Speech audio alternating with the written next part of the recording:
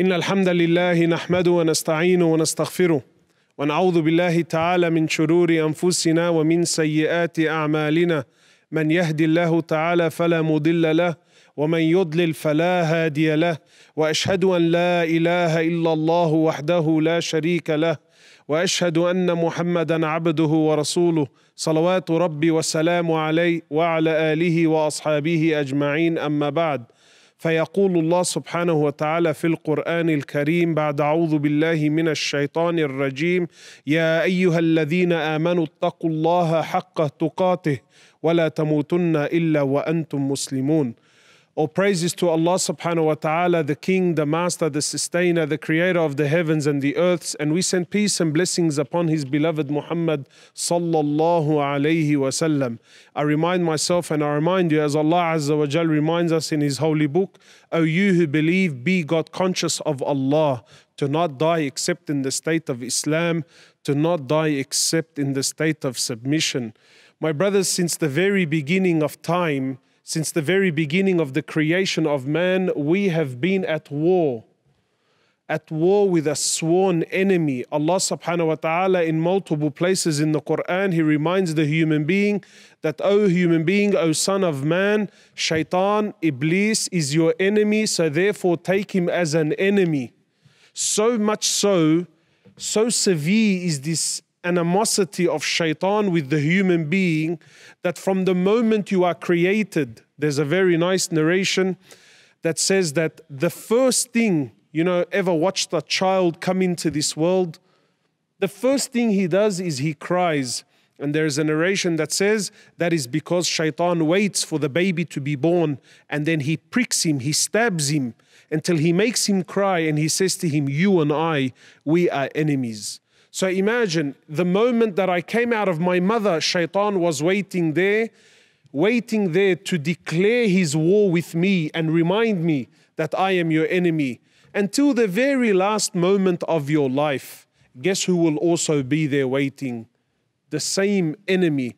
Abdullah ibn al-Imam Ahmad radiallahu ta'ala anhuma, he says, I was there when my father was dying.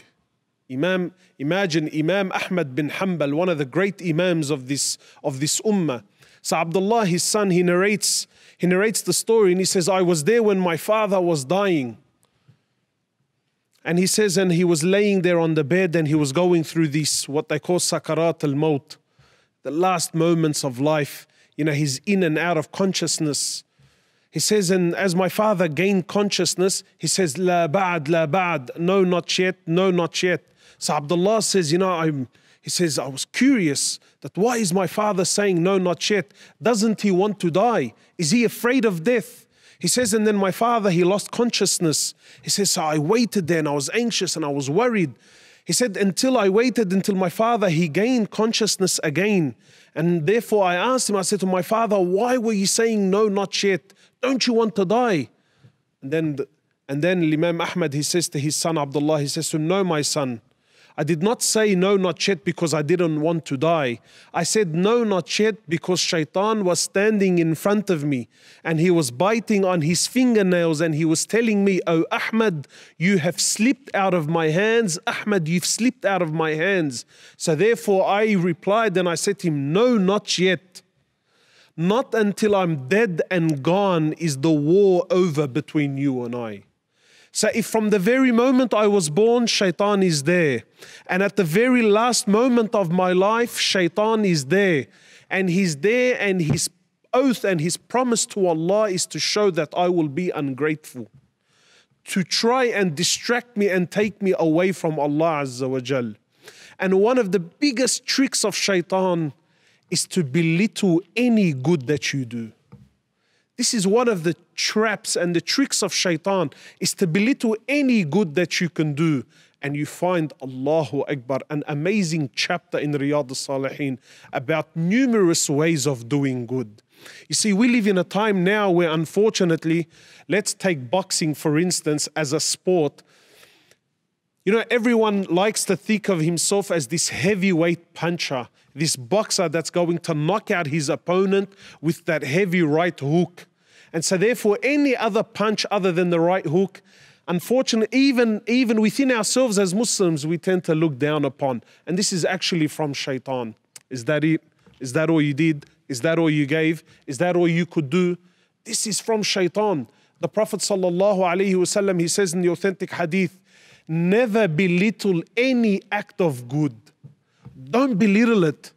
Don't let shaitan fool you and convince you that is that it. No, the sunnah of the Prophet ﷺ is never belittle any act of good.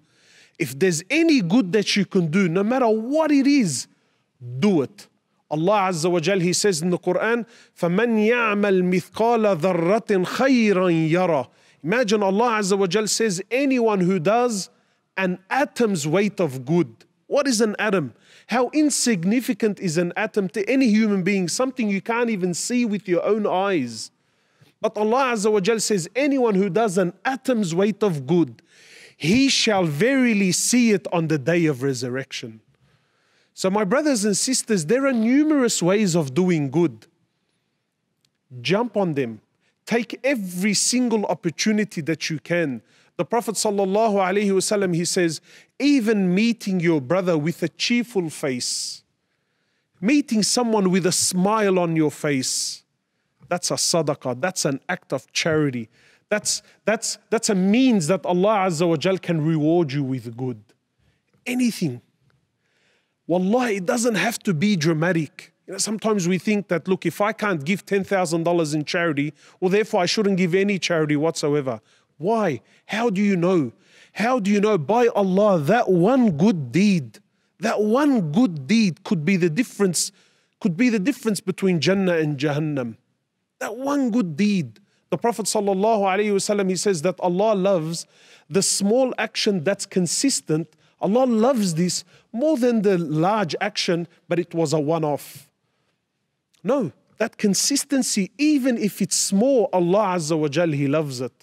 Any act of good, do it. Don't waste time. Wallah, my brothers, this is shaitan at his absolute best when he makes you feel insignificant, that whatever good you were going to do, that really in the scheme of things, what's it going to really change? No, is it good? Yes, then do it. Do it. Don't worry about how and where and why and really is it going to change anything. That's Allah's job. Your job and my job is that if Allah presents me with a situation, with an opportunity where I can contribute something. Imagine the Prophet ﷺ in the authentic hadith, he says there was a man running in Jannah. A man was running and he was enjoying his paradise. And guess what made him enter? He saw that a branch from a tree was coming out and that it was in the way of the Muslims. It was in the way of the walkway. So the man decided, he said to himself, I can see that this branch has become an inconvenience. It's become a nuisance for the Muslims. So I shall remove it to make things easier for the Muslims. That was the very action that made this man run around in his Jannah and enjoy his Jannah. From what did he do? Wallah, in the scheme of things, he removed a branch. The Prophet ﷺ, he says, the good and the bad deeds of my ummah was presented to me. He said, and I found that removing a harmful object from the road was put in their good deeds. Something as little as this. Abu Hurairah radiallahu ta'ala anhu, in the authentic narration, he calls upon the Muslim women and he says, O Muslim women, don't belittle any act of good, even if it's giving your neighbor the hoof. Imagine the foot of an animal. What value does that have? But to give that as a gift to your neighbor is an act of good. And this is Islam. That a believer should be the one who does good wherever he is, no matter what the situation is, no matter what the vibe. If you see an opportunity to do good, jump on it, because by Allah, you don't know what may come out of this. Think of it as a seed that you planted into the earth. You don't know what's going to come out of it. We do what we do for Allah's pleasure, and then we see whatever Allah wants to do with it. An atom's weight, you shall see its reward on the Day of Judgment. One of the names of the Day of Judgment is It's called the day of regret. Why? Why is it the day of regret? Because it is on that day, but of course then it's too late. It's too late for us to come back. It is on that day we will then realize the weight, the amount, the scale, the proportion of things that we deemed as insignificant. To say subhanallah, walhamdulillah, wa la ilaha illallah, Allahu Akbar, words that are, they're very light on the tongue. But you look at your life and you think, man, I'm a sinner, I have this haram and that haram, and I haven't been to the Masjid in I don't know how long, and I'm in so much darkness. What's a word going to do for me? Imagine a tree in paradise because of a subhanallah. A tree. In the famous hadith, the Prophet sallallahu alaihi wasallam, he says, kalimatan khafifatan ala al-lisan. He says, there are two words, they're very light on the tongue, meaning that they flow off the tongue easily. Kalimatan khafifatan ala al-lisan, thaqilatan, but they're heavy, they're mighty, they have so much weight. In the scales of Allah Azza wa Jal, they're so heavy. Subhanallah wa bihamdihi, subhanallah al-azim. Subhanallah wa bihamdihi, subhanallah al-azim. Ways of doing good. Wallah, don't belittle any opportunity. Imagine, the Prophet sallallahu alaihi wasallam, he narrates to us, sometimes you think, I'm such a sinner, what good can I possibly do? A story was narrated that a woman from Banu Israel who was a prostitute. Imagine, this was the woman's occupation, right? The worst of sins, one of the worst of sins, things that are unimaginable, right? This woman did this for a living. And this was her job. That a prostitute was walking and that she seen a dog that was thirsty. Again, now this is shaitan. This is how shaitan works. In the scheme of things, really, what is she going to do? And look, subhanallah, from a Muslim's perspective, it's a dog that is najis. It's not like, wallah, it was a beautiful, colorful parrot that touched her heart. No, it was a stray dog, no owner. But this woman, she was able to get to the well, water well, and drink, and that she's seen the thirst in the eyes of this dog, and that this dog couldn't get to it. So something moved her in her heart. So she did an act of good. She brought some water to the thirsty dog and she allowed the dog to drink. The Prophet ﷺ says that Allah Azza wa Jal entered her into paradise because of this one good deed that she did. And this is Islam. Don't belittle any act of good. Any opportunity you get, jump on it. Anything, if it's goodness, be the first one there. Don't be fooled. Don't try to be the boxer that only throws the heavyweight punches, the knockout punches. No, there's multiple jabs in between. Right? And you wait for that moment. You wait for that moment. Any good that you can do. And inshallah, I will end with this one hadith where the Prophet sallallahu alaihi wasallam, he's describing the day of judgment. And this is what's amazing. The Prophet sallallahu alaihi wasallam speaking about the day of judgment, the hardest day in all of our lives. And he describes, and the Prophet sallallahu alaihi wasallam, he says, every one of you will stand in front of Allah and speak to Allah directly, and there shall be no interpreter between you and Allah. So right away you sense the tone, you sense the severity of the hadith. And then the Prophet sallallahu alaihi wasallam, he continues on to say, he says, and then you would look to your right and all that you will see is the deeds that you did. And then you will look to your left and all you will see are the deeds that you brought forward.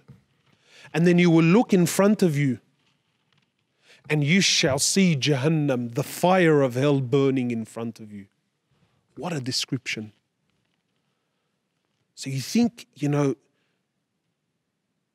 think, Allahu Akbar, how can I save myself from this? So the Prophet ﷺ, he says, so save yourself from Jahannam, even if it's by giving half a date in charity. Half a date. Imagine now, I'm standing, I'm going to be speaking to Allah, I've got Jahannam in front of me, I've got my deeds to my right and to my left, and people are scared and people are petrified, and this is the scariest day of my life, and this is the moment of no return, and now the Prophet is advising me. See how shaitan is telling you, brother, if it's not Hajj, if it's not $1 million in charity, if you're not going to give up a limb, no, this is shaitan, belittling anything that you do. Is that it? Is that all you could do? Is that all you could say? Is that all that you could give? And imagine you're in this situation. No, the Prophet ﷺ is saying, so save yourself. Save yourself from this calamity, from this musibah. Even if by you giving half a seed, half a date in charity. And this is Islam. That any good that you do, you will find it on the Day of Judgment. And today you are alive. You have a golden opportunity to make the most of it. Don't waste, my brothers and sisters. Don't waste your time. Any goodness, Allah, any amal khair, anything, bro, anything, no matter how insignificant it seems to you, it brings the pleasure of Allah. نسأل الله عز وجل أن يغفر للمؤمنين والمؤمنات الأحياء منهم والأموات اللهم صل وسلم وبارك على محمد وعلى آل محمد كما باركت على إبراهيم وعلى آل إبراهيم في العالمين إنك حميد مجيد.